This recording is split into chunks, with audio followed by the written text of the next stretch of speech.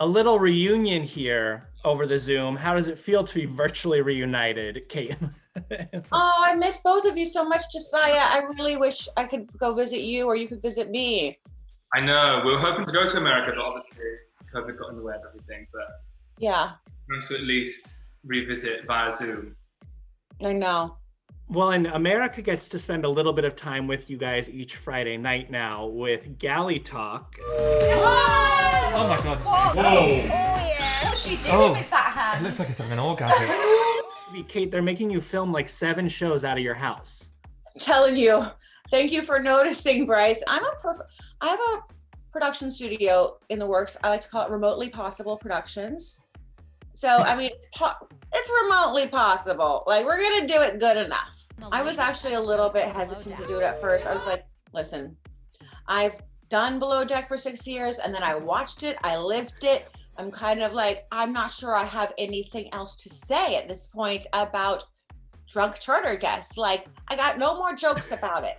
But actually, I think this was such a good idea because it made me so nostalgic for working with Josiah or the Johnson siblings, or I mean, just seeing everybody. Really, even if I didn't work with them, I was like, oh, I miss Colin. Because obviously I was watching it with Julia, who I've not worked with or anything, but I'm normally watching it with my partner Michael, and he's normally saying, is it really this stressful? I mean, you're working on a yacht in the Caribbean, isn't it not just really nice? So now I can finally watch it with someone that's done it as well, so they can get the stress that we actually go through. Except it's not us, so we get to just laugh. Yeah, exactly. We're not actually involved. We just get to drink and laugh at the people that are involved. It's amazing. I was gonna say, is that the best part of this thing, that you just get the kind of the fun part, the interview part, the commentary part, without having to live through all the BS? Yeah, and then you can turn your TV off and go to your own bed and sleep. Yeah, I'm really enjoying it. Does it give you any FOMO from making the show or being on a yacht? I will say there was one scene where it's like, oh gosh, maybe I do miss it. And that was seeing the beautiful Caribbean backdrop. But that might just be because I'm so starved for a vacation because nobody's traveling. You know, like I miss vacations. I think I need to remind myself I miss vacations, not working. Watching you guys watch the show, obviously it makes the fans miss seeing you as team members or on the show. What would it take to get you to sign up for just one more charter on Below Deck? I have an idea of how this could work. Josiah, I think you should be the chief stew next season, and I would come back to be the third stew. The third stew gets the worst jobs. You have to be second. No, you're down in the laundry room hiding. I just be down there with my music and be like, hey guys, here's your towels. Like, you know, I get to be part of it with zero responsibility. Like, when you're the third stew, you don't realize how wonderful you are. You don't realize how lucky you are until you become second and chief, and you think, oh, I wish I was third. Third stew, you don't even have to even look or talk to the guests the whole time if you don't want to. You don't know how to open a bottle of wine. You just stay down there, privacy. You don't have to, like, you can wear your pajamas. Who cares? Nobody's looking at you. Josiah, I always wondered why you never came back for another season. Did you give up yachting after that season? No, I didn't necessarily give up yachting. I took a bit of a break from it, and I've done a few kind of freelance things. I don't see myself going back full time, you know, traveling all the time, because you kind of can't necessarily have a relationship. You can't, you know, it's quite hard to have a normal-ish life. But I'll go back and do a season here or a season there for sure. So maybe Kate's dream of you being a chief stew might happen. I'll be the best third stew ever. I'm done with the deal.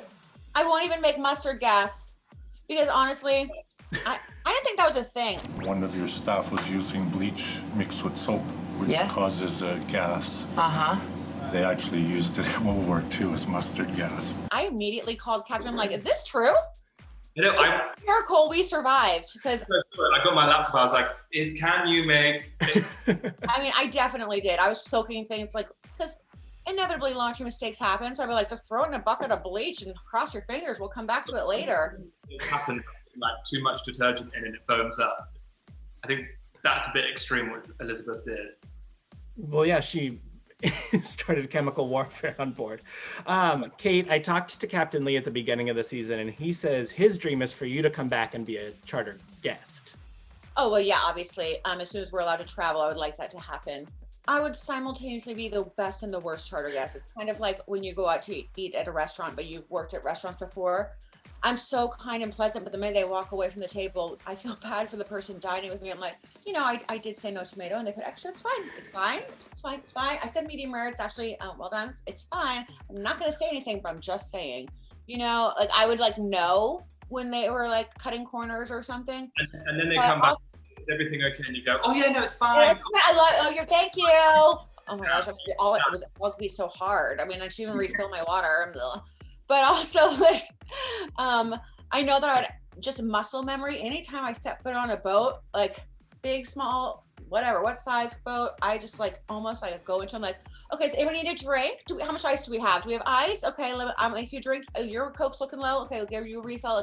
I would probably end up helping out. Automatically go into hosting mode. Yes.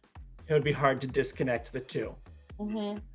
Kate, you recently shared a video of how you used to have to get the lights turned off while aboard the ship. You had to wave to the cameras so that whoever was in master control watching knew you needed darkness.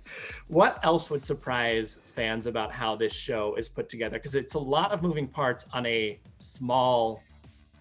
a yacht, but small quarters when you... It's a yacht, but the yacht gets smaller and smaller the more people are on it. My first season, look, I did freelance yachting for a long time before I joined Below Deck. And whenever I joined a new boat, I would be like, oh, hi, and I brought you this box of chocolates from my hometown. Because, you're about to live and work with people on a boat. Join the boat, kissing some ass, here you go, here's a present. So I brought one box of chocolates for the yacht crew of Below Deck, and I brought one box of chocolates for the production crew. So I was like, there are 75 people on production crew. Like I thought it was gonna be like 6, like a guy with a camera and like maybe a director. I didn't know what entertainment world even really was. So they're like, poor PA that took it was like, thanks. I'll make sure they get it. Josiah, do you have any memories from making the show that surprised you about how the whole thing was put together? Yeah, well, very similar. I kind of thought, I'll just go on the boat and it'll be like normal, and then maybe like 1 or 2 camera people following us around. And I got on it. It's like, it's almost like, how they say that workplaces are like a swan and they're all like gliding along. That's basically us working, and then the crew are paddling their feet below, and you don't really know what's going on until it's behind the camera.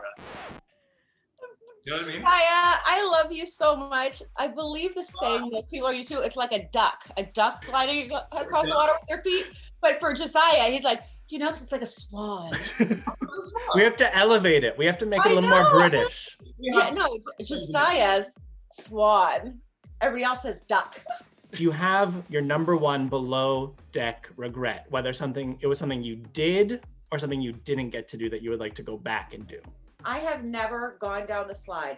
That's what I was going to say. I've never done it. I have never gone down a slide, and I've never jumped off a boat.